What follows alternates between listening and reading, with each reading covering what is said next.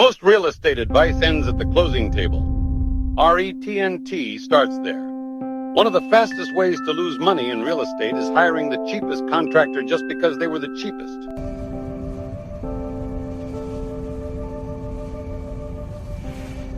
I get it.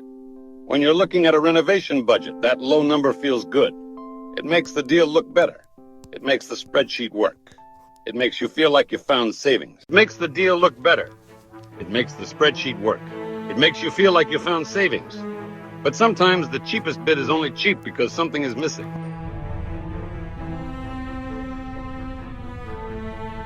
Missing labor, missing materials, missing permits, missing timeline, missing experience, missing honesty. And once the project starts, that cheap bid can turn into change orders, delays, rework, bad finishes, failed inspections, and a project that suddenly costs more than the higher bid you ignored. The question is not, who gave me the lowest number?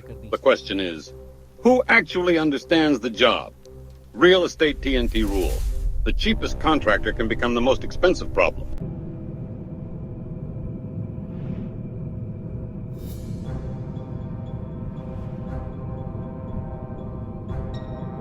AT&T, Real Estate Trials and Tribulations.